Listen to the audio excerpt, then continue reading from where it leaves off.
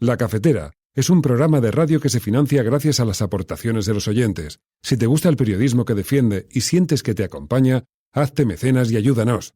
Infórmate en radiocable.com/mecenas. Saludos al equipo de La Cafetera y a todas y todos sus oyentes. Soy Pilar y decidí compartir mecenazgo porque, vuestro equipo, más que cualquier otro medio informativo actual, ha hecho que me sienta y que me identifique absolutamente con lo que entendemos por resistencia, ¿no? Con mayúscula. Y bueno, es bonito escuchar, ¿no? Eso de no estás sola. Y bueno, porque con vuestro lenguaje honesto y libre de prejuicios y transparente, trufado de humor, pues ¿cómo iba yo a sentirme sola? Por todo esto, nada, contenta y feliz de colaborar con el programa que hace un periodismo objetivo, cercano, respetuoso y desde la libertad. Así que salud, compañeras, cafeteros. Son las 8:30 de la mañana. Las 7:30 en la Casa Museo de José Saramago, en Tías, Lanzarote. Buenos días, mundo. ¿Quieres un café? La Cafetera. Dirige Fernando Berlín. En el programa La Cafetera de Radio Cable. En una entrevista en Radio Cable. Durante 20 minutos en Radio Cable y dice todo lo que van a escuchar. Mañana en La Cafetera de Radio Cable. Radio Cable, que ha conseguido una auténtica primicia, ha entrevistado esta mañana y ha conseguido situar esa entrevista y lo que le ha dicho en los titulares. Con María Navarro y Pilar de la Peña.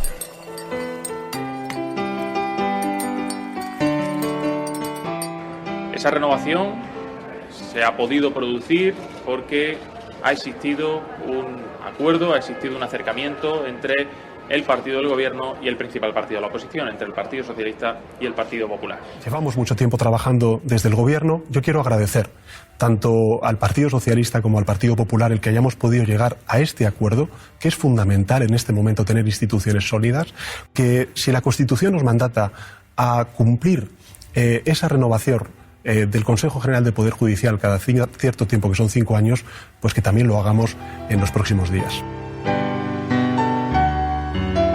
A mi juicio, yo creo que sería conveniente que el rey Juan Carlos dijese efectivamente cuál es su opinión sobre todos estos hechos, que efectivamente yo cuando los califiqué, además en una entrevista con usted, pues evidentemente son informaciones perturbadoras y que al final socavan la confianza del pueblo español en las instituciones, y esto yo creo que es muy contraproducente hasta incluso para aquellas cosas buenas que hizo él. A fecha de hoy son indiscutibles los acontecimientos que desencadenaron una guerra que marcó el destino del siglo XX en España. Por eso planteamos por primera vez en una ley la condena y el repudio al golpe de Estado del 18 de julio del 36. También es un dato indiscutible, señorías, que España sigue siendo el país de Europa con más personas desaparecidas, enterradas en fosas comunes. Y cuando se exhuman y se devuelven los restos a sus familiares, muchas personas nos dicen que ahora sí pueden morir tranquilas. Una ley de memoria que hablara de reconocimiento y reparación de las víctimas. Pero cuidado, sin fijar ni un solo mecanismo o cantidad de reconocimiento y reparación real de esas víctimas. ¿Ustedes votarían una ley de memoria que no fijara ni una sola indemnización? ¿Ni una? ¿O que no abre la puerta a una sola reclamación patrimonial de lo mismo? Recordar que las indemnizaciones a las víctimas del nazismo en Alemania las pagaron voluntariamente empresas. ¿Cuántas empresas españolas se hicieron de oro durante el franquismo? Actuales, ¿eh? Algunas de estas empresas no podrían pagar de forma voluntaria si el gobierno tuviera bemoles, una vez más, de publicar sus nombres. Yo creo que sí.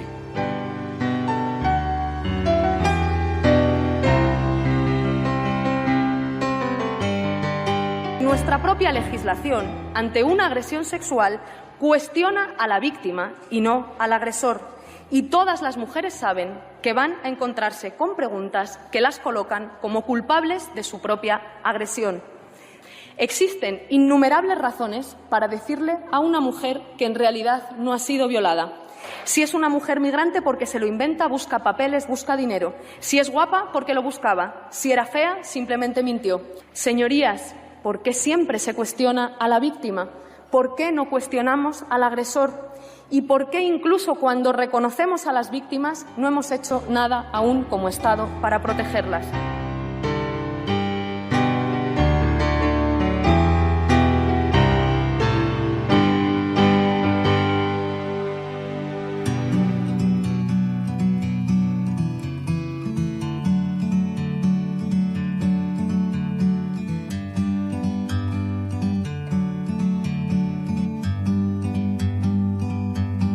Bird on a tree, I'm just sitting here. I got time, it's clear to see. From up here, the world seems small. We can sit together. It's so beautiful, you and me. We're meant to be in the great outdoors, forever free.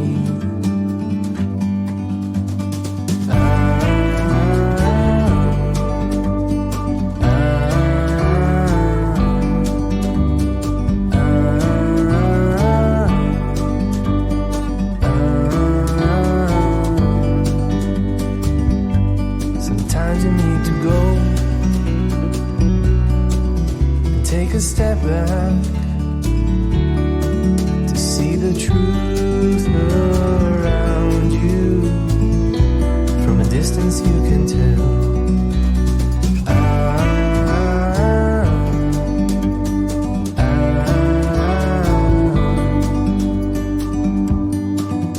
You and me were meant to be. Muy buenos días, bienvenidos, bienvenidas una mañana más aquí a La Cafetera. Hoy es 15 de octubre de 2021 y el hashtag de hoy es #La Cafetera de pactar a vetar. #La Cafetera de pactar a vetar. Ese pactar con doble P, porque ayer el Partido Popular sí pactó con el Gobierno la renovación de órganos constitucionales, salvo el del Poder Judicial. El caso es que horas más tarde, el Congreso quiso junto a Vox vetar la ley del solo sí es sí, que es un proyecto de ley que, a pesar de ello, seguirá su tramitación porque sí consiguió un gran respaldo ayer, a pesar de ese intento de Vox, de veto de Vox y del Partido Popular.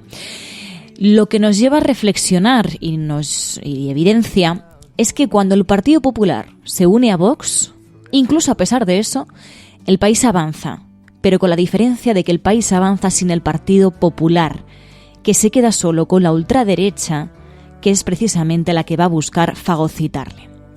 Mientras que, por otro lado, cuando el Partido Popular se aleja de los postulados de Vox y se comporta como un partido de Estado, como líder de la oposición que es, y pacta por el bien del país, entonces sí, el país avanza con ellos.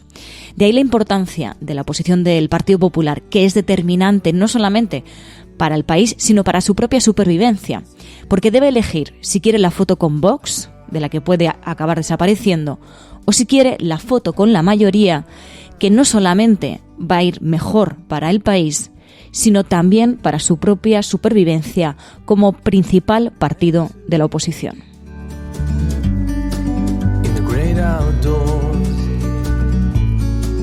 Forever free, you and me, meant.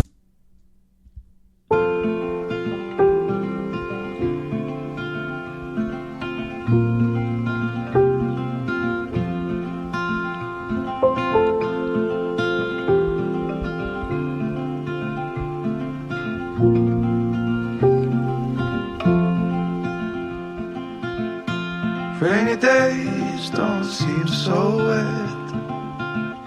Stormy nights don't stay. Y antes de seguir con la actualidad, vamos a saludar a aquellas personas que os habéis levantado pronto, que estáis en directo en la cafetera. Muy buenos días, Amaya. Muy buenos días, Ángel, Davierete, Edi Muscus, Cristina está por aquí también, Alicia Zapata, Tayichi, por aquí veo también a Esperanza. Muy buenos días a todas y a todos. Hoy es viernes, como decía, 15 de octubre, hay muchas cosas de las que hablar, pero es verdad que en el asunto de actualidad lo vamos a centrar en cuál es la posición que va a tomar el Partido Popular. Ayer fue un claro ejemplo de las dos posiciones que puede llegar a tomar. Una es acercándose a los postulados de Vox y quedándose solo, o bien ofreciéndose a pactar y demostrando esa fuerza que tiene como principal partido de la oposición, como líder de la oposición. Escuchábamos así a Teodoro García Egea después del acuerdo que conseguían con el gobierno en cuanto a la renovación de los órganos constitucionales. Esa renovación se ha podido producir porque ha existido un acuerdo, ha existido un acercamiento entre el partido del gobierno y el principal partido de la oposición, entre el Partido Socialista y el Partido Popular. La renovación se produce porque existe un grado de acuerdo en estos órganos y se deja para más adelante el Consejo General del Poder Judicial, sobre el que se va a seguir hablando, pero que evidentemente necesita todavía que se sigan acercando posturas a este respecto. Es importante que nos pongamos de acuerdo para renovar los principales órganos constitucionales, le demos normalidad a España y esta renovación se realice sobre las bases de nombres de consenso, figuras de reconocido prestigio y un acuerdo amplio para el reforzamiento institucional. Así lo decía Teodoro García Egea, de esto vamos a hablar. Es la información de portada que encontramos en los principales periódicos y bueno, sobre todo también antes de pasar de lleno y meternos de lleno en la actualidad, como sabéis, también los viernes no solamente hablamos de actualidad, también contamos con ese resumen de prensa internacional con el que hacemos con Pilar de la Peña. En esta ocasión, en la sección de series con Ana Pastor, vamos a hablar de la serie de la que todas y todos hemos oído hablar, aunque no la hayamos visto, que es El Juego del Calamar. Ha dado mucho que hablar, está dando mucho que hablar y nos metemos de lleno a hablar de ello en la sección de series con Ana Pastor. Y también en videojuegos vamos a hablar con Vicente Blanco sobre realidad virtual. Además os animo a que comentéis el programa con el hashtag #LaCafetera de pactar a vetar. Ahora sí, vamos de lleno con la actualidad.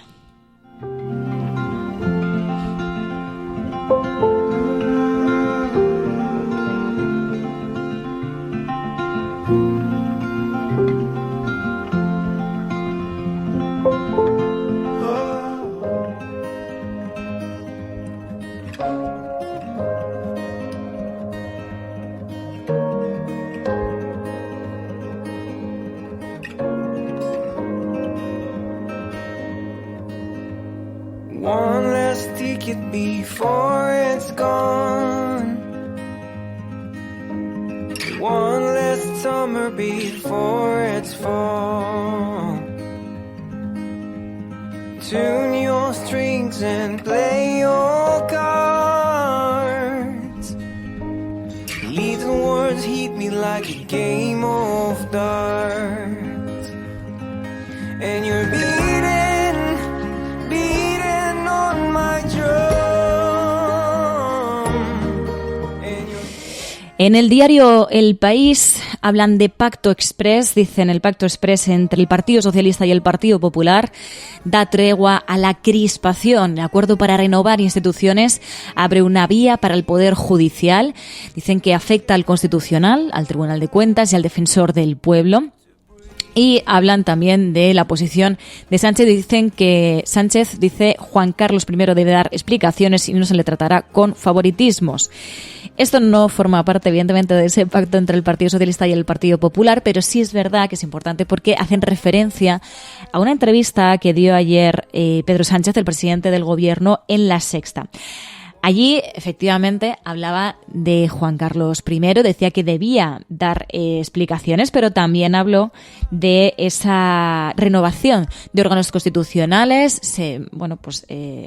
Hablaba bien de ese pacto que habían conseguido con el Partido Popular, pero también es verdad que se dirigía al Partido Popular y les pedía que faciliten también la renovación del Poder Judicial. Llevamos mucho tiempo trabajando desde el Gobierno. Yo quiero agradecer tanto al Partido Socialista como al Partido Popular el que hayamos podido llegar a este acuerdo, que es fundamental en este momento tener instituciones sólidas, con una plena legitimidad que da la renovación y, por tanto, el cumplimiento de la legalidad. Y, en este caso, el desbloqueo de 4 instituciones muy importantes, pues, de alguna manera ponen de relieve la sinrazón del bloqueo de una importante institución para nuestra democracia como es el órgano de gobierno de los jueces. Y en este sentido me gustaría pedirle, al igual que he reconocido el esfuerzo que han hecho por llegar a este acuerdo al Partido Popular, me gustaría pedirle que no hagamos una lectura de la legalidad ventajista y que, si la Constitución nos mandata a cumplir esa renovación del Consejo General del Poder Judicial cada cierto tiempo, que son 5 años, pues que también lo hagamos en los próximos días. Así escuchábamos al presidente del Gobierno, Pedro Sánchez, pidiendo esa renovación también del Consejo General del Poder Judicial. Lo pedía el Partido Popular y, como destacaba el diario El País, pues también le preguntaron por la situación del rey emérito y contestaba esto.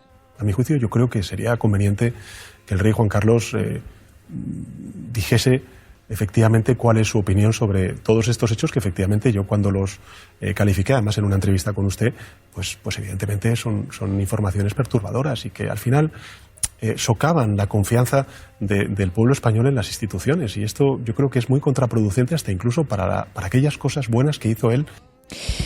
Incluso para aquellas cosas buenas que hizo él, decía Pedro Sánchez que era necesario que Juan Carlos I diera explicaciones.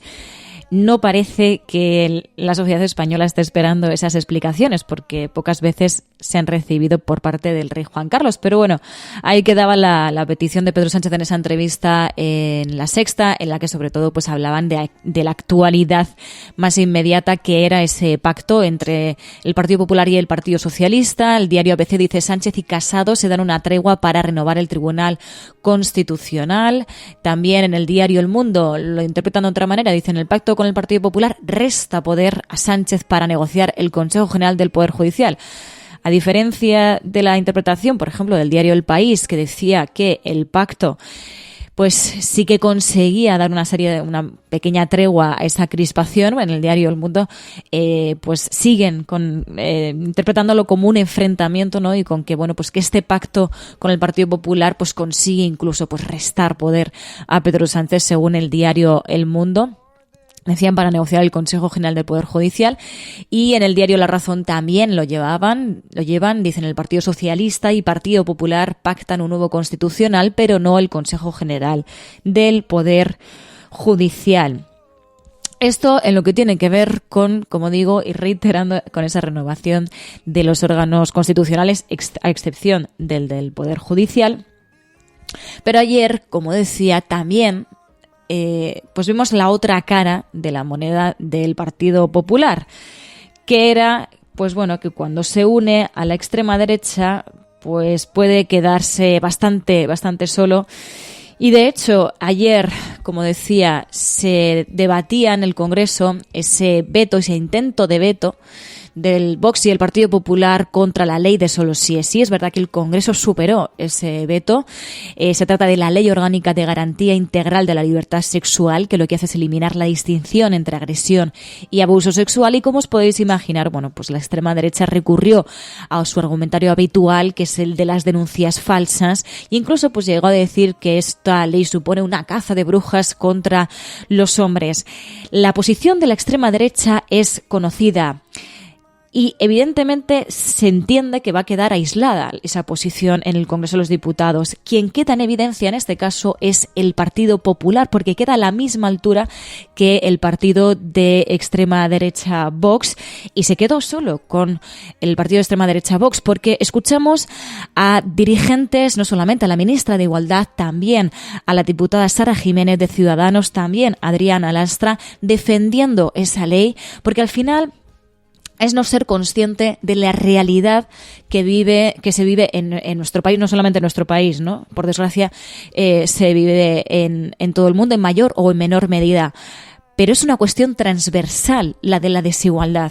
Y no entender eso es no entender la realidad de tantas y tantas mujeres que, por desgracia, han tenido que pasar por algún tipo de situación como las que se relataron ayer en el Congreso de los Diputados. Vamos a escuchar a Adriana Lastra, que recrimina al Partido Popular pues que siga siendo esa piedra en el camino del avance de los derechos de las mujeres. Fíjense qué revolución, que haya que consentir las relaciones sexuales. Vaya revolución que estamos planteando en esta ley. Esta ley será obviamente normal, lógica, de sentido común. Y ustedes siempre estarán en la historia de España como la piedra en el camino del avance de derechos en este país. Y es que esta enmienda a la totalidad contra la ley que va a proteger a las mujeres de la violencia sexual es pura coherencia con la trayectoria del Partido Popular en contra de los derechos de las mujeres. Decía Diana Lastra que esto forma parte de la historia del Partido Popular contra el avance de las mujeres, el avance de los derechos de las mujeres. En esta ocasión tenían la oportunidad de diferenciarse del partido de extrema derecha y unirse a la gran mayoría. Y sí, gran mayoría, porque esto no es una cuestión de izquierdas o de derechas. Sara Jiménez, diputada de Ciudadanos, tumbaba así el argumentario de la enmienda de Vox contra la ley del solo sí es sí.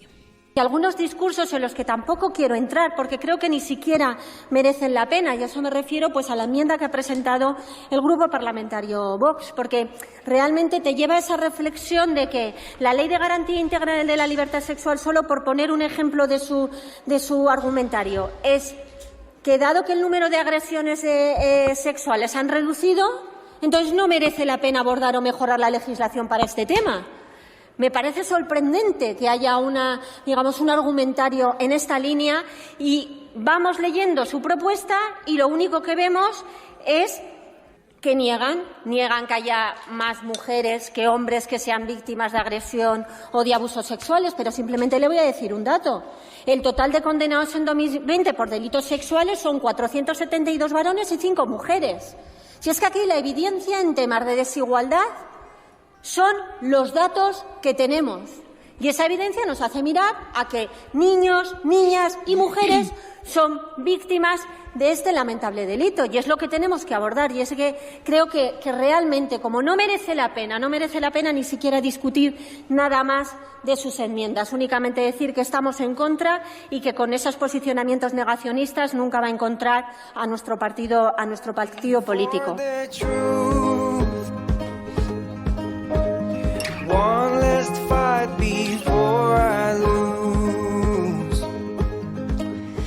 Sara Jiménez, diputada de Ciudadanos, hablaba de datos, pero el problema, claro, es lo que dice Alicia Zapata en el chat de Spreaker. Dice, el problema es que no interesa entender la realidad, ¿no?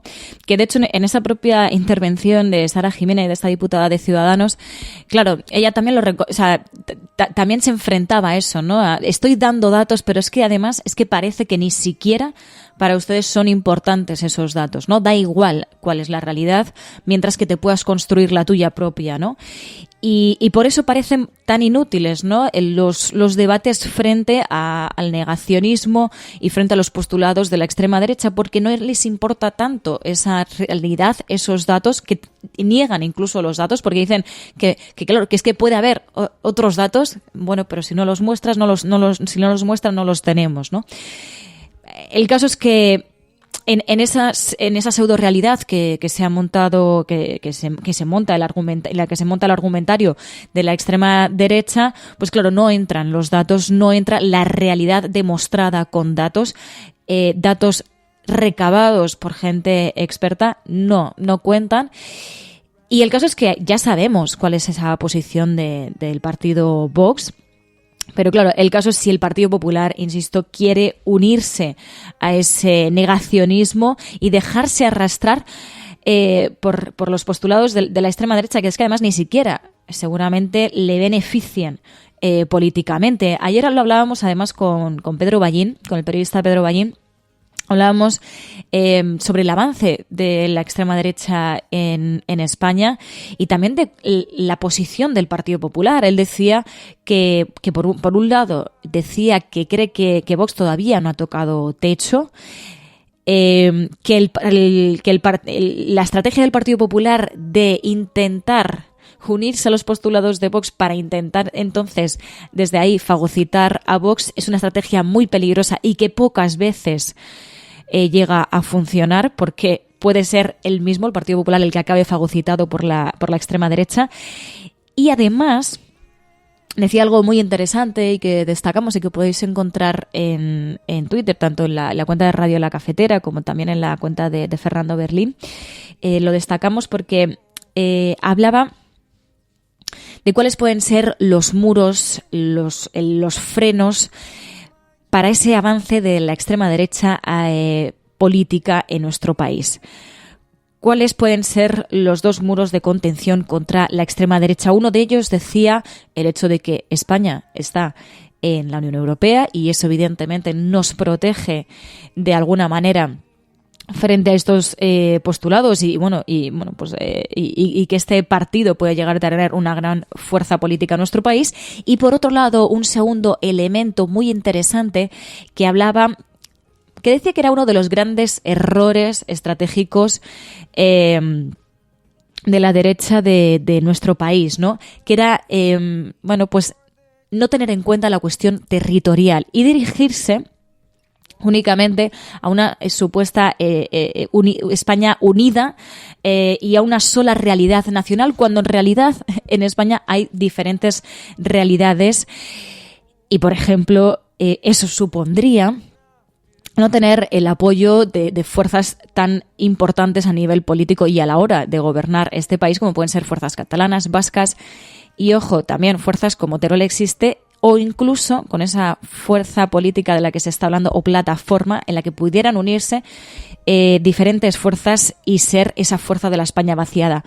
Pedro Valle lo explicaba muchísimo mejor, hablaba de esos dos muros para frenar la extrema derecha en nuestro país. Creo que tenemos dos reaseguros en España que son muy importantes. Uno, estar en la Unión Europea y ser un país occidental de la Unión Europea es muy importante. No es fácil que el país se deslice por la pendiente polaca, por así decir, antiliberal. Y el otro, y creo que este es uno de los errores estratégicos de la derecha española. El otro es que no somos Italia ni Francia. No hay un espacio nacional solo. Hay varios, con mayor o menor intensidad.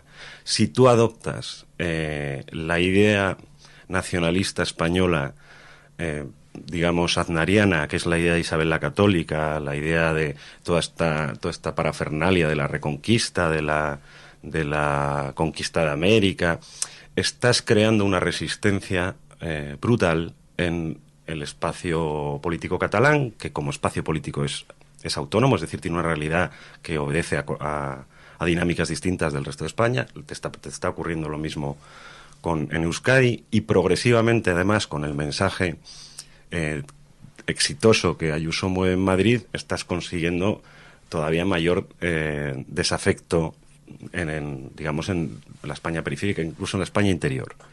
Entonces, el problema o la ventaja del espacio político español en el Congreso de los Diputados es que siempre desempatan los otros espacios políticos. Y, por tanto, tu mensaje político no puede ser construirte en un nacionalismo que insulte a esos otros que van a tener que deshacer el empate.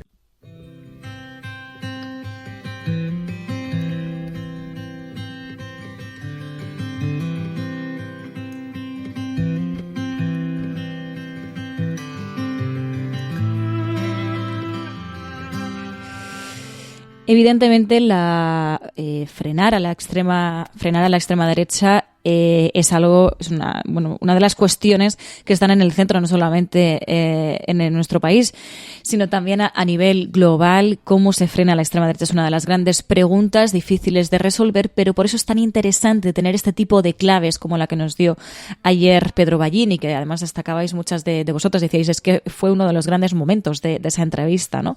Uno de los grandes errores estratégicos de la derecha española es no entender la plurinacionalidad del país, ¿no?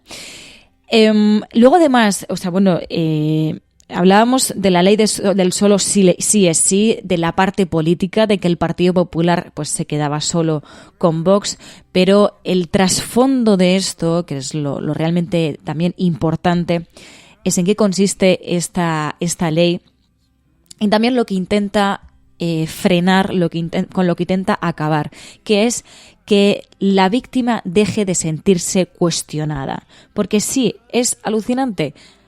En este tipo de cuestiones es la víctima la que se siente cuestionada y a la que se intenta incluso hacer dudar de la grave experiencia que ha vivido. Señorías, ¿por qué en España continúa siendo más fácil denunciar cualquier otro tipo de delito antes que una agresión sexual? Cuando una mujer es violada, ¿por qué preferimos contárselo a una amiga antes que a un juez? ¿Saben por qué esto es así? Porque nuestra propia legislación, ante una agresión sexual, cuestiona a la víctima y no al agresor. Y todas las mujeres saben que van a encontrarse con preguntas que las colocan como culpables de su propia agresión. ¿Te defendiste? ¿Tú qué hiciste? Porque si no te apartas, si no pegas, si no arañas, si no empujas, si te quedas quieta, no es una violación. ¿Dijiste que no? Porque si no dijiste que no, igual querías y no te arrepentiste. Y no, las mujeres no tenemos derecho a arrepentirnos, a cambiar de idea. Existen innumerables razones para decirle a una mujer que en realidad no ha sido violada. Si es una mujer migrante, porque se lo inventa, busca papeles, busca dinero. Si es guapa, porque lo buscaba. Si era fea, simplemente mintió. Si has sido violada, no debes tener fuerzas ni para contarlo. Y si lo cuentas y te acuerdas de todo, quizá es porque te gustó.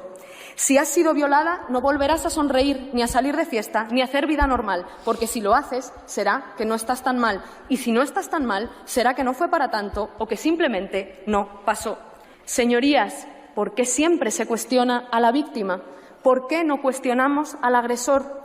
¿Y por qué incluso cuando reconocemos a las víctimas no hemos hecho nada aún como Estado para protegerlas?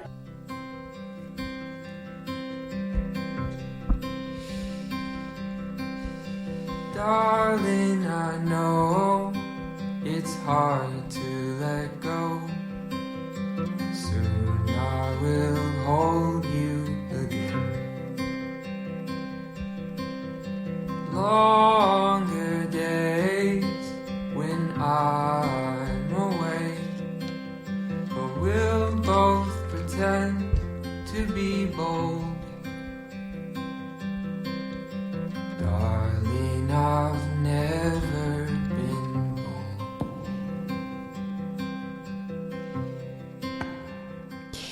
Sí, la que escuchábamos era la ministra de Igualdad, Irene Montero, poniendo de relieve la radiografía y de tantas y tantas mujeres que pues se vieron en una situación de agresión sexual y que además de tener que romper el silencio para explicar la dura experiencia que vivieron, además de eso fueron cuestionadas, ¿no? Que ya es difícil romper el silencio, pero si además el propio sistema no facilita que se rompa el silencio y que se pueda denunciar con libertad, pues entonces, ¿qué nos queda, no? ¿Dónde se ha visto, no, que la propia víctima llega a ser cuestionada por un delito que ha sufrido, ¿no? Esa es la realidad de muchas mujeres. Afortunadamente también, y creo que eso también hay que destacarlo, podemos escuchar este tipo de declaraciones en el Congreso de los Diputados, y no solamente por parte de unos partidos políticos, sino que hay un gran consenso en el Congreso de los Diputados, y sí, también al menos da esperanza escuchar este tipo de declaraciones. Lo hemos escuchado de parte de la ministra de Igualdad, Irene Montero, también de la diputada socialista Adriana Lastra y también de la diputada de Ciudadanos, Sara Jiménez.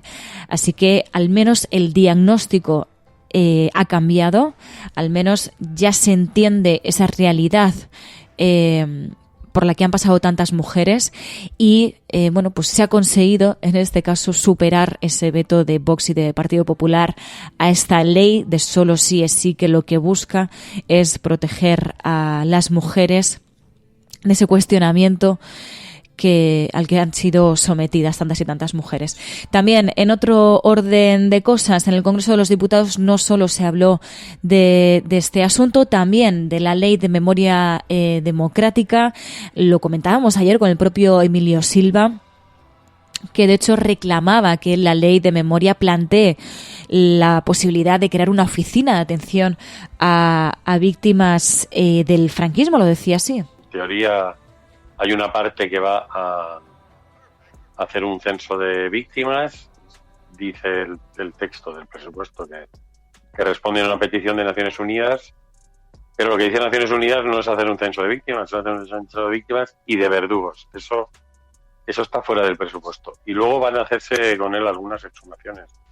Pero el problema es que el gobierno no termina de crear una institución que atienda a las familias. Y ahora alguien que esté oyendo el programa o se pone en el lugar de un familiar de un desaparecido y trata de llegar a un lugar en el que el gobierno le ayude, no lo va a encontrar porque no existe. Entonces el problema no son los recursos, sino es también el modus operandi, ¿no? Entonces hay una oficina de atención a las víctimas del terrorismo, porque no crean una oficina de atención a las víctimas del franquismo. Cuando le preguntábamos a Emilio Silva, ¿no?, por ese debate que iba a haber en el Congreso de los Diputados sobre la Ley de Memoria Democrática, pues apuntaba que hay cosas que mejorar en esta ley, que está pues pasando esos primeros filtros en esa tramitación de la ley. Como explicaba Público.es, el Congreso rechazó ayer los 2 vetos de devolución presentados por Partido Popular y por Vox, y también la propuesta de texto alternativo de Esquerra Republicana. Vamos a escuchar primero a Félix Bolaños, en representación del Gobierno, que presentaba así el proyecto de ley de memoria democrática. A fecha de hoy son indiscutibles los acontecimientos que desencadenaron una guerra que marcó el destino del siglo XX en España. Por eso planteamos por primera vez en una ley la condena y el repudio al golpe de Estado del 18 de julio del 36. También es un dato indiscutible, señorías, que España sigue siendo el país de Europa con más personas desaparecidas, enterradas en fosas comunes. Y cuando se exhuman y se devuelven los restos a sus familiares, muchas personas nos dicen que ahora sí pueden morir tranquilas. Ese fue el caso de Ascensión Mendieta. El único delito de su padre fue ser el líder de UGT en su pueblo. Se lo llevaron y nunca regresó a casa.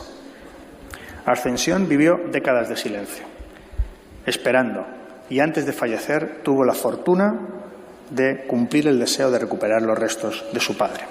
La memoria para este Gobierno es una política de Estado.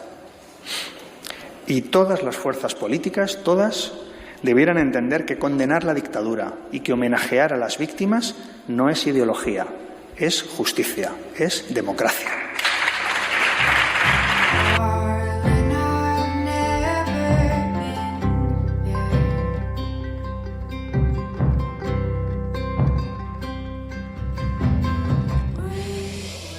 Es verdad que es muy necesaria esta ley, pero también tiene que estar abierta a la crítica.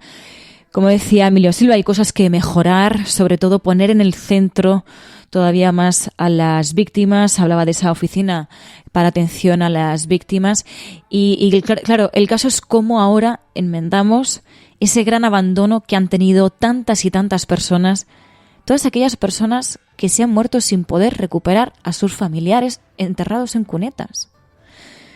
¿Cómo podemos paliar cómo podemos ahora abordar ese dolor de tantas y tantas personas Es verdad que siempre decimos, ¿no? Nunca es tarde. Bueno, nunca es tarde, pero precisamente cuanto más tiempo han pasado abandonadas, más tendríamos que poner el empeño en que las víctimas sean el centro de esta cuestión y abordar esta ley de memoria poniendo en el centro a las víctimas. Sí, podemos hablar de concordia, pero aquí hubo también víctimas y verdugos y evidentemente no están en la misma balanza. Precisamente sobre el debate en torno a esta ley había una propuesta alternativa de Esquerra Republicana. Y ahora escucharemos a continuación a Gabriel Rufián, diputado de Esquerra Republicana, que hablaba de la posibilidad de buscar indemnizaciones para las víctimas. Una ley de memoria que hablara porque habla de reconocimiento y reparación de las víctimas. Pero cuidado, sin fijar ni un solo mecanismo o cantidad de reconocimiento y reparación real de esas víctimas. ¿Ustedes votarían una ley de memoria que no fijara ni una sola indemnización? ¿Ni una? ¿O que no abre la puerta a una sola reclamación patrimonial de lo mismo? Recordar que las indemnizaciones a las víctimas del nazismo en Alemania las pagaron voluntariamente empresas que colaboraron con el fascismo y que el gobierno democrático alemán publicó en una lista pública. Y las empresas voluntariamente pues colaboraron en las indemnizaciones.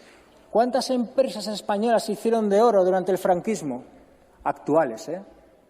¿Cuántos prohombres, presidentes de club de fútbol, algunos de ellos, se hicieron de oro durante el franquismo? ¿Cuántos? Algunas de estas empresas no podrían pagar de forma voluntaria si el gobierno tuviera bemoles, una vez más, de publicar sus nombres. Yo creo que sí.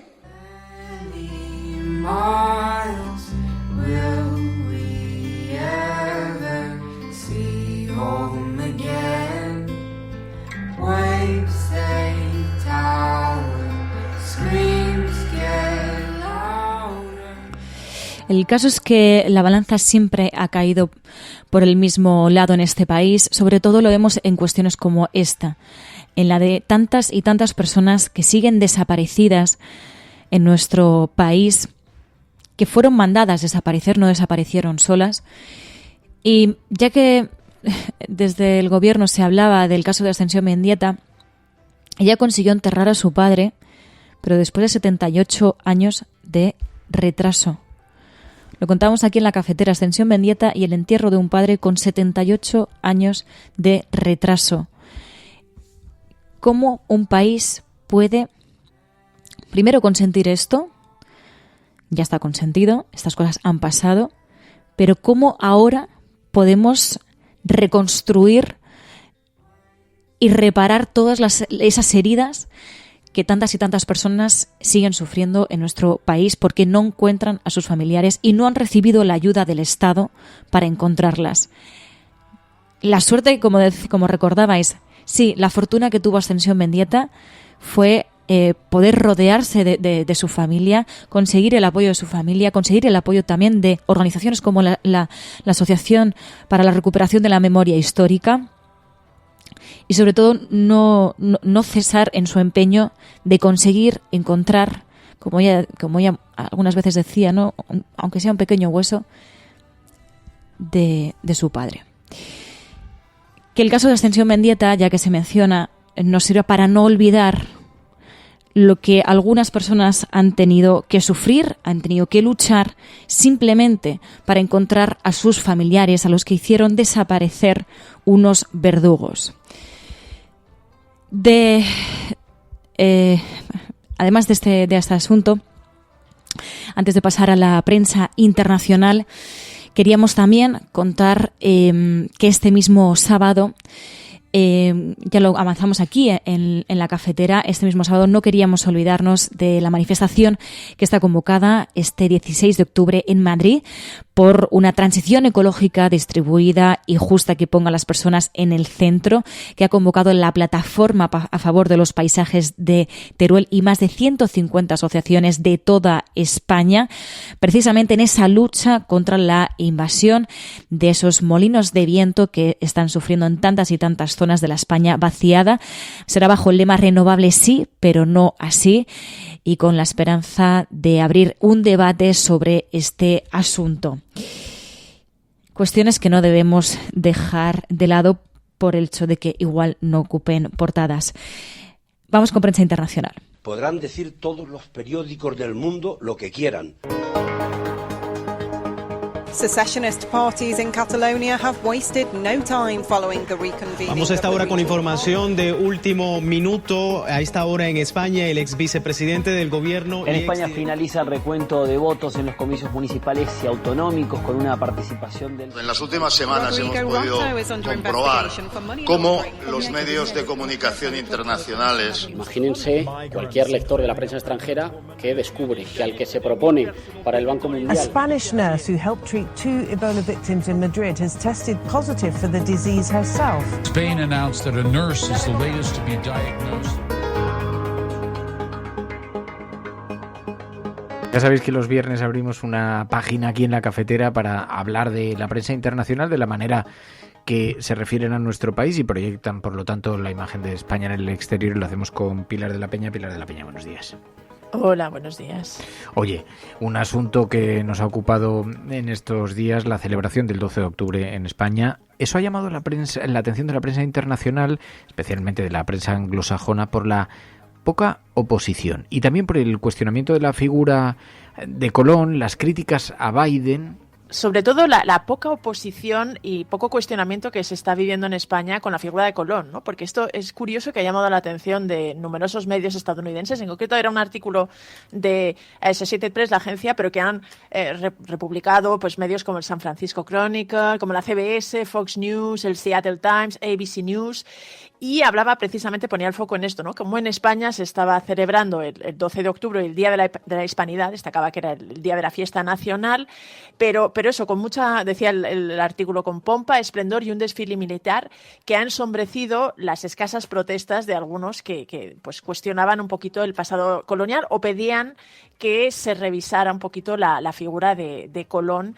que al fin y al cabo pues su llegada al continente dio paso a mucho sufrimiento por parte de las poblaciones nativas, porque además destacaban los medios, todos estos medios estadounidenses, que es algo que sí se está que sí se está produciendo en Estados Unidos, que hay una especie de reevaluación de la figura de Colón, pues en el marco de todas estas protestas también del Black Lives Matter, y que estaba teniendo bastante recorrida. El New York Times también, por ejemplo, destacaba en otro ángulo, ¿no? Decía que la derecha de España había visto una oportunidad en el debate sobre la conquista y hablaba un poquito de cómo estaban reivindicando esta especie de visión sin ningún tipo de complejos de la conquista del imperio español, y eso contrastaba bastante con lo que se estaba viendo, por ejemplo, en Estados Unidos y con lo que estaban haciendo otros medios. Había otro artículo también bastante incisivo y bastante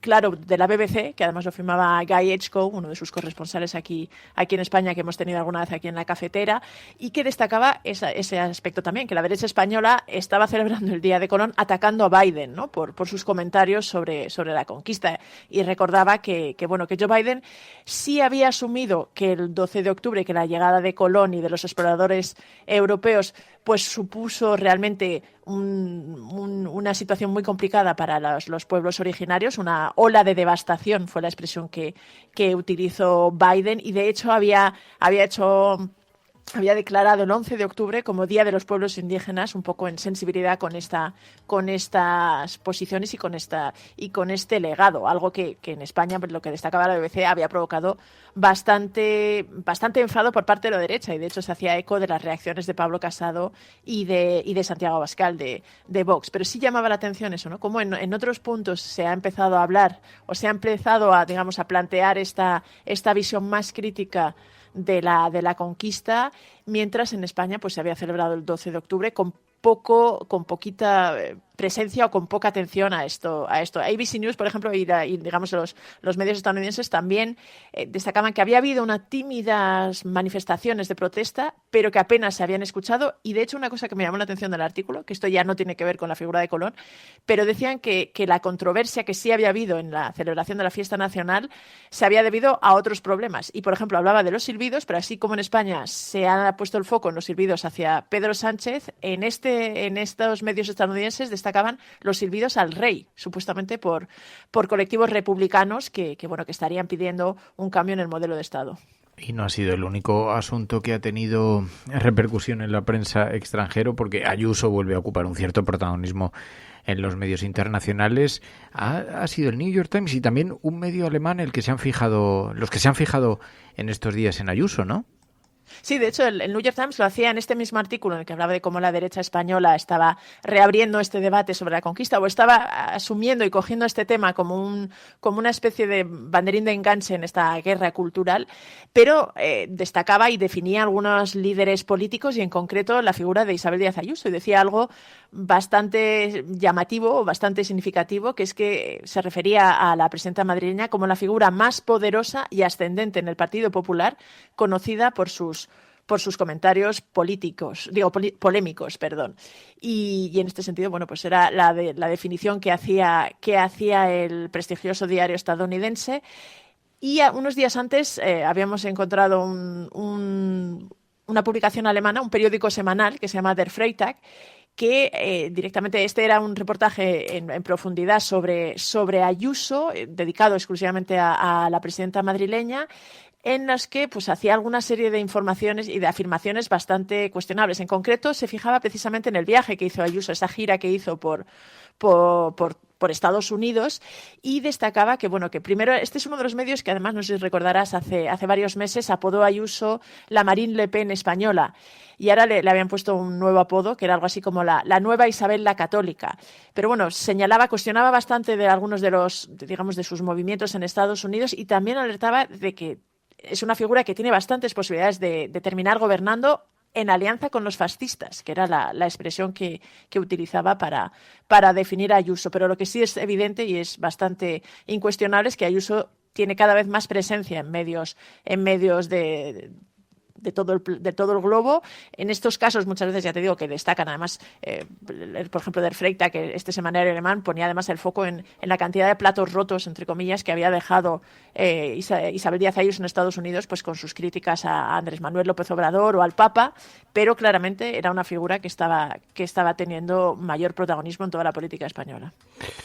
Sí, en ocasiones además se dice, no miréis con arrogancia el ascenso de estas figuras porque hay algo de superioridad intelectual, señalando pues qué figuras tan grotescas son las que logran repercusión pública. Yo no niego lo efectivo de su estrategia o lo efectivo de su tono, o que esto pueda. Lo que me da cierto pudor que la sociedad se comporte en esta dirección, porque viendo a personajes como ella o como Donald Trump, que simplifican tanto el discurso, que lo lleva a un tono siempre polarizador, siempre crispado, siempre polémico, y que estimula eso en la sociedad, me da pena, en realidad, no tanto la crítica, y sí que entiendo que efectivamente está cautivando a parte del electorado un discurso que es muy superficial, porque lo cierto es que no es precisamente profundo, no se puede identificar así. Pero bueno, el caso es que de hecho, la mayor parte de los medios internacionales que se hacen eco del auge de Isabel de Ayuso ponen el foco en esto. Incluso el New York Times destaca también que se ha hecho conocida por sus comentarios polémicos, que este artículo de Der Freitag también pone especialmente el foco en eso, ¿no? En cómo su discurso pues busca un poquito ese vehículo para llegar a más gente, pero como habla mucho de simplificaciones y de blancos y negros, ¿no? Bueno, pues esta es la imagen. En estos días ha ocupado bastante debate en la prensa internacional, pero otro asunto sobre el que se ha estado hablando es sobre la ley de vivienda. Sigue en el foco de los medios globales. Sí, la verdad es que siguen recibiendo por lo menos bastante atención, ¿no? Y en este sentido, varios medios estadounidenses, de nuevo, han puesto de relieve, sobre todo lo que les ha llamado la atención a los medios estadounidenses, era la ayuda al alquiler, este bono joven, ayuda al alquiler para jóvenes que anunció el presidente del gobierno, y bueno, pues varios medios desde la NBC, Quartz, el New York Post, ponían un poco estos titulares, ¿no? Que España quiere que sus jóvenes se emancipan y les ofrece $300, que es la equivalencia en dólares de los 250 euros que plantea el bono al mes para que lo hagan, ¿no? Y varios medios pues daban los detalles de cómo esta ayuda pues puede intentar pues mejorar y realmente aliviar esta situación, que también todos estos medios ponían de relieve, que España es uno de los países de Europa en los que más tarde se emancipan los jóvenes y abandonan las casas de sus padres, y que esta era una de las medidas con las que el gobierno intentaba incentivar o favorecer que los jóvenes entre 18 y 35 años, algún medio, por ejemplo, me parece que era Quartz, decía jóvenes y no tan jóvenes, porque hablaba de adultos, ¿no? De cómo se retrasaba, especialmente en un país como Estados Unidos. Les llama la atención que realmente se retrase tanto la salida de casa de muchos jóvenes. Pero luego también es verdad que Libération, el diario francés, también ha puesto de relieve la reforma del alquiler, y ha destacado que se trata de una ley que tiene una serie de propuestas que rompen un tabú en la política española, y que es el primer intento de legislar sobre la vivienda prácticamente desde el 75, desde el regreso de la democracia, que plantea todas estas medidas para intentar pues regular y favorecer, digamos, revertir esta situación que hace que sea muy complicado para jóvenes y también para las clases medias. Lo que decía Libération, que el acceso a la vivienda se había complicado incluso para las clases medias, aunque advertía de que se enfrentaba con un gran muro en el intento de cambiar esta situación, que era la feroz resistencia de la derecha ante esta norma. Y además Libération pues destacaba que claro, en un país como España, en el que las competencias y las prerrogativas sobre vivienda son regionales, están en manos de las comunidades autónomas, pues el hecho de que el PP estuviera tan vehementemente opuesto a la norma hacía difícil que pudiera aplicarse o que realmente pudiera ser eficaz. Oye, ha habido una cierta polémica porque un médico murciano diagnosticó homosexualidad como enfermedad actual de una joven de 19 años. Esto ha tenido una gran repercusión en el exterior. Pues bastante más de la que podría haberse pensado inicialmente. De hecho, he encontrado artículos en The Guardian, en Newsweek, en Euronews, en medios como Le Soir, medios de televisión francesa, el Der Spiegel, el semanario alemán. La verdad es que les ha llamado bastante la atención, ¿no? Este hecho de que en España hubieran diagnosticado la homosexualidad como enfermedad a una joven lesbiana en Murcia, ¿no? Daban un poquito los detalles de cómo este caso había provocado tanto una protesta y, digamos, una petición de disculpas y de explicaciones por parte de la familia de varios colectivos LGTBI, pero había realmente llamado la atención que en España del siglo XXI, hubiera un médico que hubiera, además en un diagnóstico escrito, ¿no?, en el que ponía enfermedad actual, homosexualidad, que la condición sexual de esta joven pues hubiera quedado reflejada de esta forma. Y ya te digo que, a pesar de que en general los medios internacionales ponen especialmente de relieve que España es uno de los países más tolerantes con la homosexualidad, pues esta noticia ha servido un poquito de contrapunto a esta buena imagen que en este aspecto suele tener España. Pues Pilar de la Peña, muchas gracias, Pilar, como siempre. Gracias a la Resistencia, como siempre. La Cafetera y Neutral presentan Plata o Plomo. El mundo en series. En el Juego de Tronos, o ganas o mueres. Con Fernando Merlín y Ana Pastor. ¿Sabes dónde estás? Es una radio pirata. De la zona neutral. Nos recuerda un poco por qué luchamos. La noche es oscura y alberga horrores. La noche es oscura y alberga horrores. Nada cambia de golpe. Si estuvieras en una bañera que se calienta poco a poco, morirías hervida sin darte cuenta. Plata o plomo, el mundo a través de las películas, de los documentarios, de las series de televisión, y esta semana con todo un éxito en Netflix, El juego del calamar. Ana Pastor, Neutral, muy buenos días. Muy buenos días. Hoy Plata o plomo, intenso. Intenso porque a Ana Pastor no le ha gustado absolutamente nada la serie. Está siendo realmente un éxito arrollador, el número 1 en Netflix, histórico además, podium que alcanza esta serie, de las más comentadas e incluso de las más jugadas, porque los críos, y en esto hay bastante polémica, están hasta practicando sus juegos en los patios de los recreos, en los patios de los colegios actualmente, y la serie no lleva ni unas semanas estrenada. Pero ¿por qué no te ha gustado, Ana? ¿Qué es lo que no te ha gustado?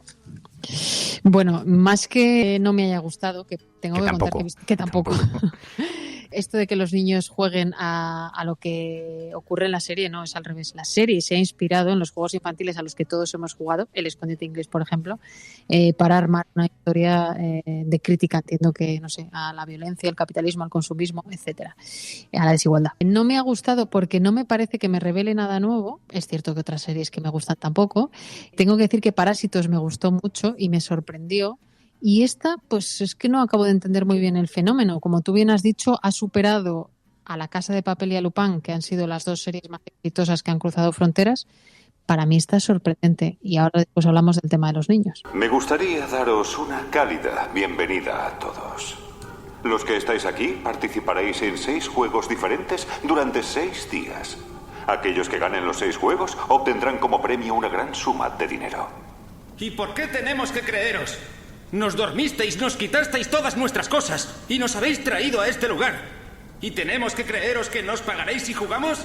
Bueno, la sinopsis, para quien no la haya visto, no se haya aproximado todavía a la serie, son un grupo de personas excluidos de la sociedad que son reclutados de una manera casi forzosa o en algunos casos misteriosa y llevados a una isla secreta donde les obligan a jugar a los clásicos juegos de patio. El problema es que cuando pierdes te matan.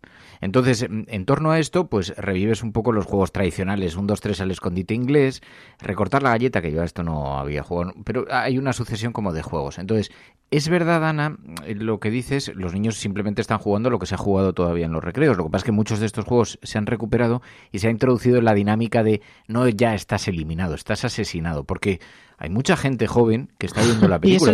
Y eso nos gusta y nos parece bien. No, en niños de 8, 9, 10. No. A ver, en esto yo no tengo nada claro. Yo tenía muchas dudas, por ejemplo, con el pequeño Fer, tiene 11 años. Y yo pensaba no verla, pero en su clase, en su entorno, prácticamente todos los niños la estaban viendo ya. Y no es tan violenta, es una serie violenta, van asesinando gente, van matando gente, pero no es más violenta que otras películas parecidas con las que se topan los críos. No digo que me parezca bien o me parezca mal, digo que está en la norma de lo que están habituados a ver los críos de estas edades.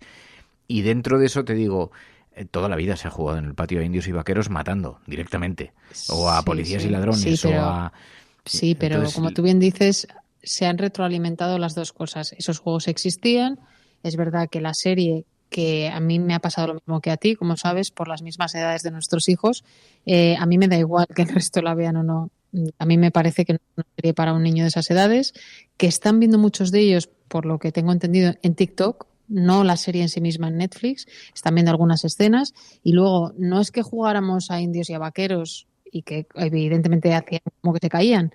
No, es que aquí matan al que por tener una deuda se está jugando la vida, o por el que ha tenido una vida lamentable, iba a decir un taco, pero es decir, que no es un juego solo en sí mismo, sino lo que está intentando retratar, que seguramente es una denuncia para quien quiera verlo, ¿no? Entonces me sorprende mucho la facilidad con la que lo estamos asumiendo. Dices, no, es que ya ven cosas violentas. Bueno, ya sí, pero como decía una profesora estos días en Twitter decía, haced de padres, esto no es una serie para niños de esa edad. Ya sé que lo fácil es, no, es que el resto lo ven. Pero no sé, a mí me sorprende. Tampoco digo que tengan que ver Heidi y no sé, las cosas que veíamos nosotros de pequeños, pero no. Es como un extremo y el otro, ¿no? Estoy de acuerdo. Lo que pasa es que el debate, he visto algunos profesores que se pronunciaban para que veáis los oyentes el nivel de polémica que está acompañando a esta serie de televisión, a esta serie en la plataforma, pero el debate que se ha generado, yo lo pienso por los indicadores de violencia, por por otros ejemplos de violencia a los que exponemos a los niños, los propios videojuegos, no solamente los juegos de patios, no solamente las películas que se ven, las grandes películas de superhéroes, las películas de superhéroes ya muy pocas dulcifican la violencia, muy pocas, y que tengan acceso. No te quiero ni contar si llevas a tu hijo a ver Dune, por ejemplo, o otras películas, ¿no? Aunque sean mundos misteriosos. Entonces yo tengo una contradicción. No quiere decir que no piense que tienes razón, porque realmente estoy desconcertado. Tampoco sé si hay una cierta resistencia a cosas que luego resultan más inocuas de lo que pensamos, porque nosotros jugamos a cosas muy violentas y yo he salido pacifista. Y, no, sí, probablemente que este es un debate que tú y yo hemos tenido muchas veces con el Fortnite y estas cosas. Probablemente yo soy muy antigua en esto, no lo sé. Pero tengo como una idea muy clara de que por mucho que nos intenten convencer, hay contenidos que son para adultos y otros que no. ¿Eso significa que tú puedas taparles los ojos y los oídos a tus hijos? No. Pero creo que a ciertas edades, cuando son tan pequeños, creo que tienen tantas cosas interesantes a su alrededor, divertidas, entusiasmantes, excitantes, como las queramos llamar, que no sé si el juego del calamar es una de ellas, ¿no? Y como te digo, a mí me gustó mucho Parásitos, que fue la primera revelación de la creatividad de Corea del Sur, por lo menos para mí y para otra gente seguro. Ganó el Oscar a la mejor película, no a la mejor película extranjera o en otro idioma. Y para mí era un poco parecida, ¿no? Una precuela, digamos, de esto que estamos viendo en el juego del calamar. Pero me tiene completamente sorprendida el mega éxito que está teniendo en Netflix, porque además es una serie que ha costado poco. Hoy leía algunos datos. Decían que cada capítulo ha costado como 2 millones de euros. Cuando lo comparas con Stranger Things, que son 8, o, atención, lo comparas con El Señor de los Anillos, una cosa que están preparando para HBO, que creo que son 50 millones por capítulos, pues claro, esto es muy poco y muy eficiente, ¿no? Para una plataforma, haberse gastado poco dinero y que se haya convertido en la sensación inesperada, porque hace unos días estuvo aquí Bela Bajaria, que es la super jefa de Netflix ahora mismo, y lo decía, ¿no? Les había sorprendido muchísimo, porque además no es un idioma tampoco común, todo es bastante nuevo, ¿no? Para los occidentales. Bueno, el argumento, el juego del calamar se ha estrenado este 2021, es una serie de Corea del Sur y de pocos capítulos, solamente tiene una temporada y el número de capítulos, no son 8 capítulos, me parece, sí, 9 capítulos. El juego del calamar, el argumento fundamental es eso: cientos de personas con dificultades económicas aceptan una invitación para participar en un juego de supervivencia. Les espera un premio millonario, pero hay mucho en juego. Es una especie de los juegos del hambre, donde son eliminados, pero siendo asesinados. ¿Los juegos del hambre la viste con tu hijo? No. La vi con la mayor. Porque se había leído los libros, pero no tenía 10, 11 años, era más mayor, sí. Fíjate que yo pensé en los juegos del hambre, sí, y es verdad que se convirtió tiene un paralelismo. Para los adolescentes, porque además eran niños. Los que participaban en los Juegos del Hambre eran niños adolescentes. Pero aquí es como que todavía hay niños mucho más pequeños viéndola, ¿no? Y hoy me ha recordado, que no sé si tú la has visto y la gente que nos está escuchando, Alejandro Olvera, que es el director de entonces, un periodista de Neutral, me ha recordado que hay una película en Netflix que se llama El Hoyo, que es española. Sí, he visto que había referencias. Y que tiene... Pues sí, yo no la he visto, pero es verdad que viendo el tráiler tiene, me decía él, un montón de cosas parecidas, pero mucho mejor hechas, ¿no? Es un edificio alto en el que hay un agujero en el medio, por resumirlo mucho, y el tráiler dice los de arriba, los de abajo y los que caen. Tú no sabes dónde acaba ese edificio, ese agujero, y ahí la comida empieza arriba, te puedes imaginar que cuando llega abajo ya no queda, y otro tipo de cosas, ¿no? Entonces él me decía, para esa denuncia es mucho mejor El Hoyo que el juego del calamar, que él la ha visto entera.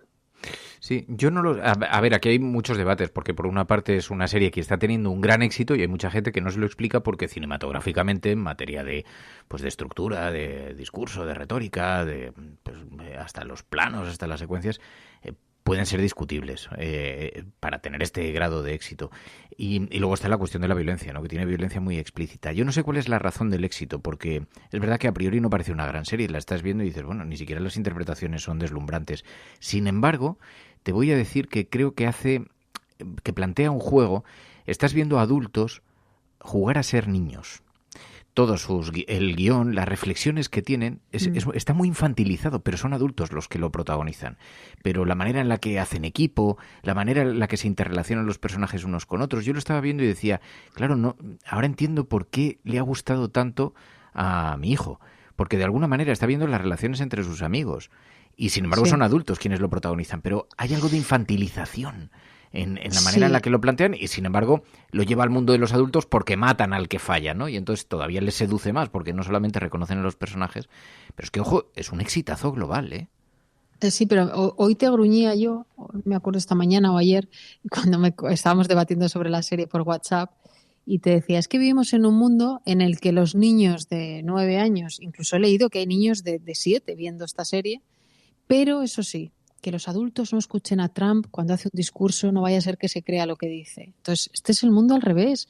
Estamos infantilizando a los adultos y convirtiendo a los niños en seres con capacidad de criterio para saber si lo que están viendo es para su edad o no y que lo decidan ellos, ¿no? Entonces, me parece todo como absurdo y no viene de Corea del Sur, ¿eh? Ojalá el problema fuera ese para mí. No, es que está bastante extendido. El primer juego se llama Luz Roja, Luz Verde.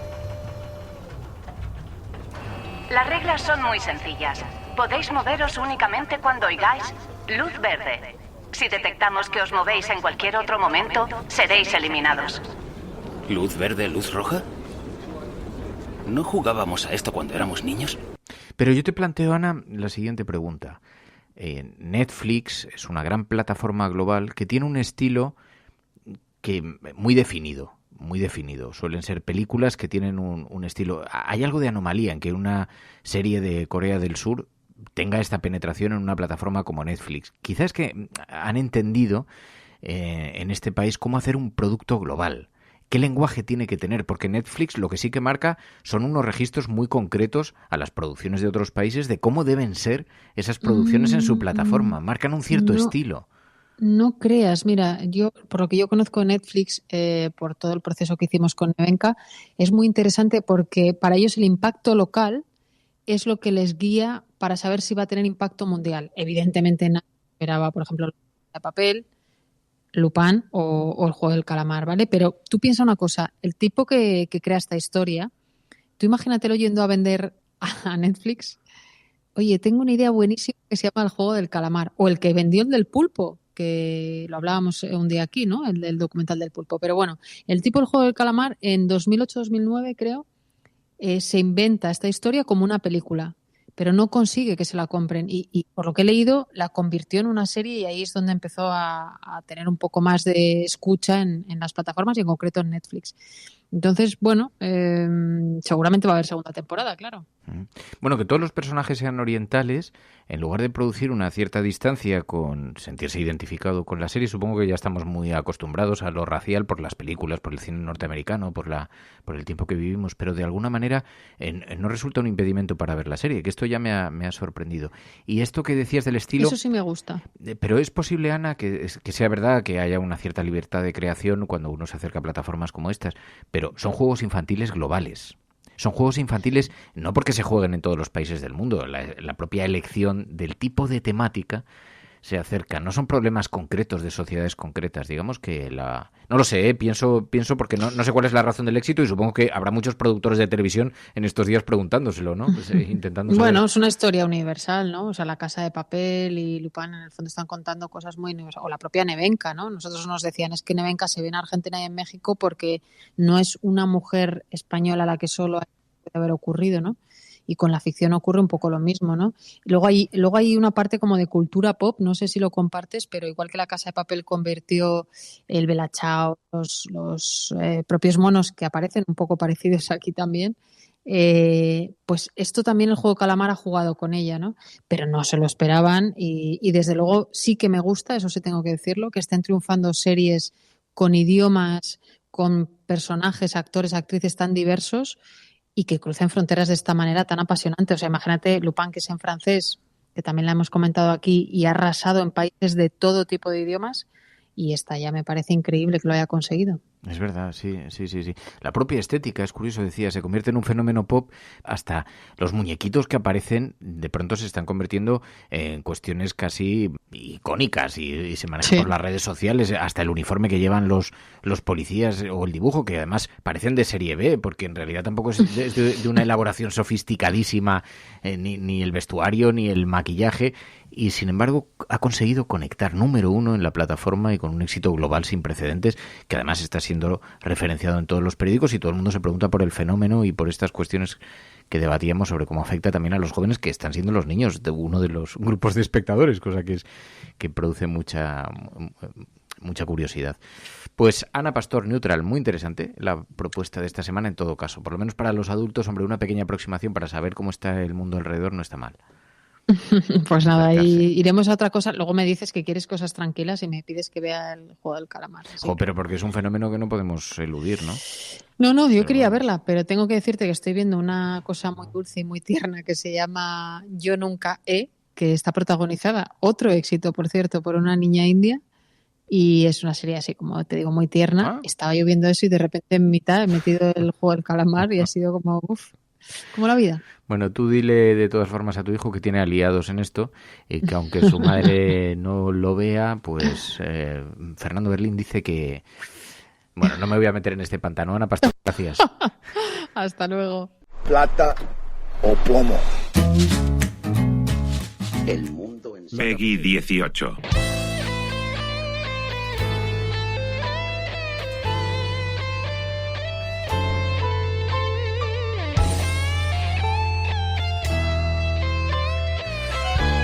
Peggy 18, pues en efecto no sé si se puede catalogar así porque tampoco es que mantengamos siempre conversaciones para muy adultos, pero ya sabéis que los viernes abrimos en la cafetera una página para hablar de los videojuegos y hoy lo vamos a hacer desde una perspectiva, además son los propios oyentes los que nos sugieren temas o videojuegos o me envían algún correo a veces o en el grupo de Discord, oye, tienes que probar este videojuego, tienes que jugar de esta manera y entonces hemos decidido este año abrir la sección a los propios oyentes. Y fijaos lo que ha ocurrido, que de pronto Vicente Blanco, buenos días. Hola, ¿qué tal? Vicente Blanco pone un mensaje y dice, oye Fernando, tengo unas gafas de realidad virtual que te voy a prestar unos días para que puedas jugar porque vas a flipar en colores. Ostras, he aceptado tu invitación, que lo sepas. Espero que no sea como la de Facu. No, yo tengo más esto que Facu, yo tengo palabra. Ya sabes que Facu prometió enviar una consola y todavía estoy esperando y mi hijo cada vez que me ve me dice, oye papá, Facu ha cumplido, digo, no cumple nada. Me vas a dar buenas horas de juego. Y entonces, a ver, para centrarnos, tienes unas gafas de realidad virtual, pero me decías, y es que hay un juego concretamente que tienes que probar. Sí, el juego se llama Half-Life Alyx, que es el buque insignia de los juegos en realidad virtual, ¿vale? Es un juego que fue desarrollado por Valve. Valve son los que hicieron el Half-Life Alyx, el 1 y el 2, ¿vale? Y en cada uno revolucionaron lo que es la historia del videojuego porque integraron muchas novedades que hasta ese momento nunca se habían dado, ¿vale? Y con este juego pues han vuelto a hacer lo mismo, pero con la realidad virtual. Entonces, sienta las bases de cómo se deben hacer los juegos en realidad virtual, porque no es lo mismo hacer un juego para pantalla plana que hacerlo en realidad virtual. Hay muchas cosas que en pantalla plana te dan igual, o sea, tocar un objeto y que veas que no puedes tocarlo te da igual, pero en realidad virtual lo quieres tocar todo lo tienes que tocar y todo quieres que interactúe, porque es que estás dentro, ¿vale? Y es muy raro ver un vaso y que el vaso no lo puedas coger, ¿vale? Entonces es un juego que han metido mucha pasta, pero les ha salido un juego, la verdad es que redondo en ese aspecto. Y porque hay muchos juegos que se puedan jugar en realidad virtual. Algunos oyentes dicen, oye, Dark Bramble, en VR no, por Dios, pero también, bueno, lo sugieren. Hay otros oyentes que dicen, mira, tengo por aquí uno que dicen, oye, Outer Wilds en VR, tiene que ser tremendo. El Outer Wilds, que ya te lo recomendé, también se puede jugar, dice Miguel Tron 666. ¿Hay muchos juegos para que sean susceptibles de jugar en VR? Sí, en VR hay muchos juegos, lo que pasa que al nivel de Half-Life Alyx no, ¿vale? Al nivel de Half-Life Alyx pueden haber como 2 o 3 videojuegos más. Hay mucho indie, porque claro, esta tecnología solo lleva desde el 2016, ¿vale? Bueno, la VR tiene mucha más historia, pero desde el 2016 empezó esta nueva ebullición de la VR, ¿vale? Y entonces hay mucho juego indie y tal, con menos calidad. y que todos adolecen unos de unas cosas y otros de otras. Y este juego, pues es lo que te he dicho antes, sienta las bases de cómo se deben hacer las cosas para que queden redondas. Ese sería el AAA de los juegos VR ahora mismo. Yo decía, en esta nueva temporada, una cosa que me gustaría es tratar de acercar la experiencia de los videojuegos a oyentes que ni juegan, ni tienen intención de jugar, y entonces pensaba, bueno, lo podemos tratar como tratamos las películas de cine o las series de televisión, sumergiéndonos un poco en la historia. Acabo de abrir, es alguien que se ha grabado jugando a este juego y que está en YouTube. Acabo de abrir este vídeo, veo una ciudad. La verdad es que la calidad gráfica es una pasada. Se ven las dos manos. ¿Cuál es la historia? ¿Qué es lo que cuenta este videojuego? ¿Cuál es la sinopsis? La historia, pues estás jugando con Alex Vance, ¿vale? En Half-Life Alyx 2. Alex Vance es un NPC, alguien que te ayuda, ¿no? En la historia. Y en este videojuego tú eres Alex Vance, ¿vale? Y pues secuestran a tu padre y tal, y tienes que ir a rescatarlo, ¿vale? Entonces estás en Ciudad 17 y vas pasando por zonas y te van saliendo por los típicos monstruos de Half-Life que son los mismos desde Half-Life 1, 2, ¿vale? Son la evolución. Porque ¿cómo es? Porque yo desconozco completamente la temática y la historia de Half-Life. ¿La ciudad está dominada por monstruos o qué? Sí, es como una distopía, ¿vale? Hubo un escape en Half-Life 1, un escape tipo que se empiezan a salir monstruos en una fábrica, ¿vale? Y eso empiezan a tomar la ciudad y tal, y es un poco una distopía de eso. Ajá. Y entonces tú vas huyendo un poquito y lo que veo es que te vas metiendo en los edificios, tienes que ir huyendo. También veo vigilantes, hay vigilantes de los que también tienes que huir. Sí. Porque claro, a todo esto Vicente me ha dicho, oye, no solamente te voy a dejar las gafas, te voy a dejar acceso al juego, porque te puedo dar acceso al juego para que lo pruebes durante un tiempo. Sí, lo que tendrías que antes mirar a ver si tu PC soporta la realidad virtual de PC. Sí, porque me lo ha configurado Alex. Hombre, es un maquinón que compramos. O sea, yo diría que con esto movemos la Estación Espacial Internacional. O sea, solo por lo que nos costó configurarlo. Sí. Yo creo que creo que si le pregunto a Alex me dirá que sí, pero es bastante De todas potente. maneras, lo que hay que tener en cuenta a la hora de jugar en realidad virtual, y por lo que mucha gente dice, no, la VR marea. Y yo siempre digo que la VR marea sí y no. La VR si marea sí de buenas. A primeras te metes con juegos donde haya movimiento, ¿vale? El movimiento es lo que hace que te marees. O sea, tú dirías de experimentarlo de forma más gradual, entonces, y jugar a otras cosas o probar en otras cosas. Sí, tienes que jugar durante un tiempo, tienes que jugar a juegos que no requieran movimiento, ¿vale? Para que tu cerebro se acostumbre, porque tu cerebro detecta movimiento, ¿vale? Hay varias teorías sobre esto.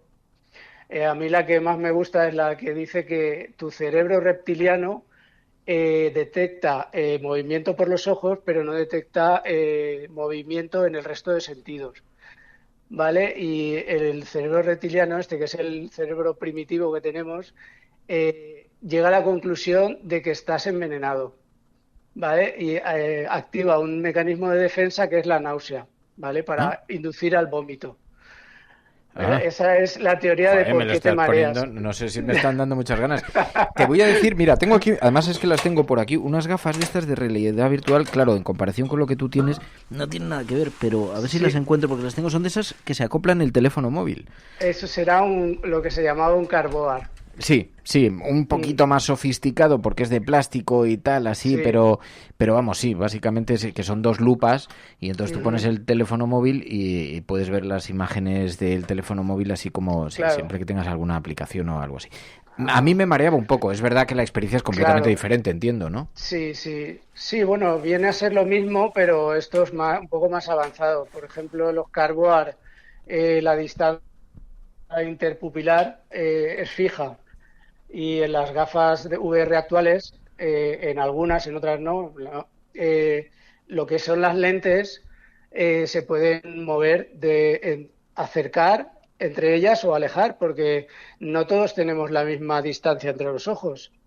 Con lo cual, si están fijas, pues hay gente que verá peor y otras mejor, porque las lentes tienen un punto, lo que se llama un punto dulce, que está en el centro, ¿vale? Y todo lo que se separa tu ojo de ese punto dulce, vas a ver más borroso.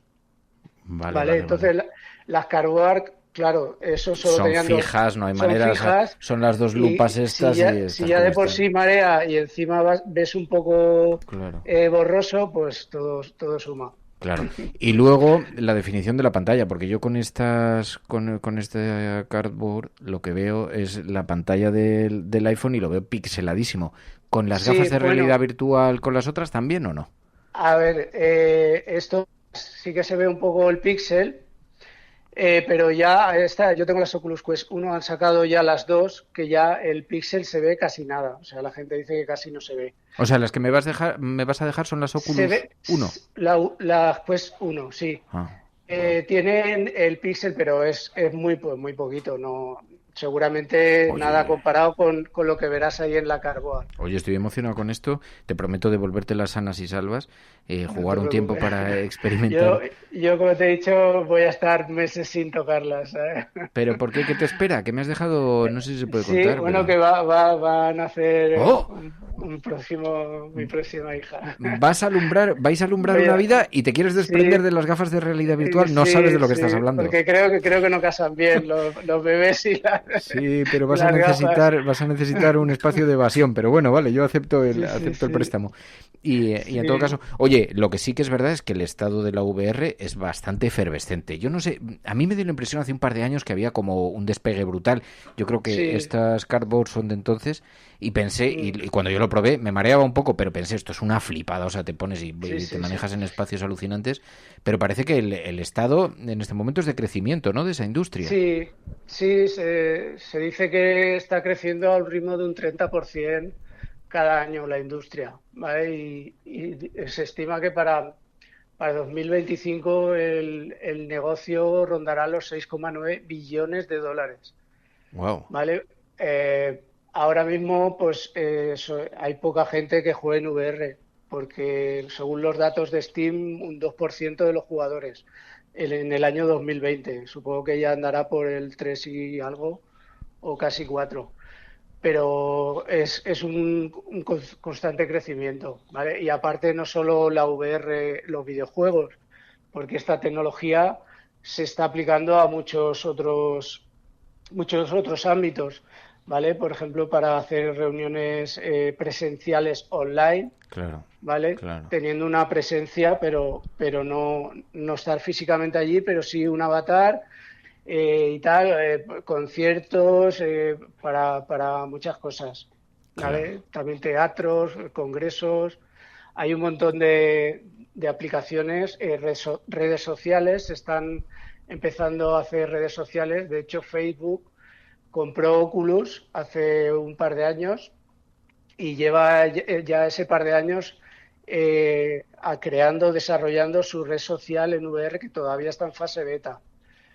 Vale, o sea, pero está metiendo pasta ahí, pero. Yo tuve la sensación de que era algo de.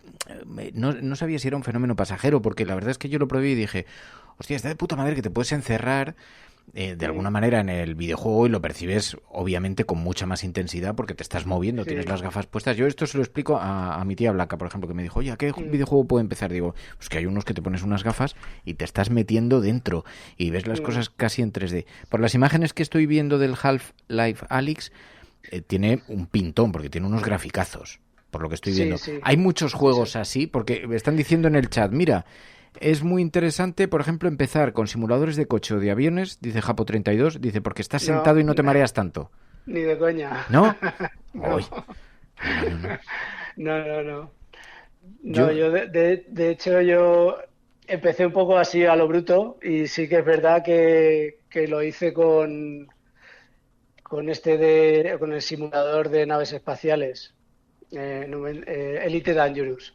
Ajá. ¿Vale? Y cada 10 minutos tenía que parar, porque si ya de por sí montar en un avión marea, esa sensación es que es igual que si estuvieras en un avión, si te da pero esto boca abajo la vuelta, esto es tiene igual. muchas posibilidades, Sí. No sé yo si me deberías dejar estas gafas, igual me encierro a ti para siempre. Dicen entrar en VRChat, eso es para... Fer, entrando en el VRChat, eso es para ver lo que es el VRChat. Ostras, VRChat es una red social, pero en plan friki, o sea, lo más friki del mundo, te lo puedes encontrar allí y es una risa porque... ¿Pero esto se puede retransmitir o es un poco excesivo?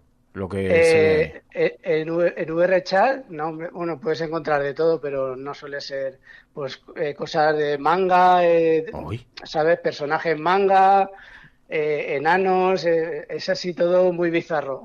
Es súper bizarro. Ostras, qué fuerte, pues esto es para hacer un programa especial. De todas formas, el primer día que me ponga las gafas me tendrás que echar una mano para configurar todo esto, porque sospecho que no va a ser fácil, pero el primer día que me ponga las gafas esto lo voy a retransmitir, ¿eh? Esto lo vamos a hacer por el Twitch. El primer mareo de Fernando Berlín. Sí. Sí, porque además yo me mareo mucho en las atracciones, en los no sé qué, o sea que sospecho que no me va... Pero bueno, te advierto que, claro, y luego es fácil encontrar los contenidos para estas gafas de realidad virtual, porque yo digo, en el móvil era súper difícil, o sea... Claro, pero porque en ese momento era todavía estaba naciendo. Ahora ya lleva desde el 2016 y hay una base bastante amplia de aplicaciones y tal. De todas maneras, las gafas tienen su propia tienda, ¿vale? De Oculus y es como comprar en Stadia o comprar en Xbox, ¿sabes? Los juegos los compras en una plataforma. Qué guay. ¿Vale? Es muy sencillo. Qué guay. En realidad, desde que compró Facebook Oculus, que entró también Carmack, John Carmack, y él lo primero que dijo Carmack es que esto debía ser sencillo, ¿vale? Y tenías que crear una tienda, rollo Apple. Claro, y por ejemplo, ¿hay películas? Películas te las puedes descargar y verlas. De hecho, puedes estar en tu casa sentado en el sofá, pero en las gafas puedes estar viendo que estás en un cine con un palco de butacas y ver una pantalla de... Pero las ves en la pantalla. Hay, por ejemplo, películas 3D que te sitúen en un espacio más... También puedes ver... metido. De hecho, a ver, tú dices cine pensado en realidad virtual. Sí. Eso también están ahora haciéndolo, ¿vale? Pero tiene varios problemas porque, claro, cuando tú ves una pantalla, tu atención está en la pantalla. Pero cuando estás en 360... como te empiezas a girar, miras tal y a lo mejor te pierdes en lo que es la acción o lo que quiere transmitir. Vale, entonces están investigando, de hecho creo que hay una película de Benicio del Toro que está hecha así, no la he podido ver, pero tiene varios problemas. Claro, vi el Ministerio del Tiempo, hicieron una especie de tráiler, medio juego, es para móviles, pero en VR, donde tú vas girándote y van ocurriendo cosas con guión y con estructura a tu alrededor, ¿no? Entonces, pero es una pequeña aproximación de unos minutos, no tiene mucho. Pero bueno. Pues algo así, sí. Oye, pues es un acercamiento, es una sugerencia de Vicente, el Half-Life Alyx. Prometo probarlo, prometo retransmitir el experimento con unas gafas de realidad virtual similares a estas, pero mucho más sofisticadas que me va a hacer llegar Vicente, que me va a prestar un tiempo porque tiene que alumbrar una vida y tiene que educarla en sociedad y entonces no puede abstraerse. Pero oye, pues Vicente, te lo agradezco muchísimo, te agradezco mucho la sugerencia de este videojuego y también de esta forma de jugar a través de la realidad virtual, a través de estas gafas. Vicente Blanco, gracias. De nada, muchas gracias a ti también.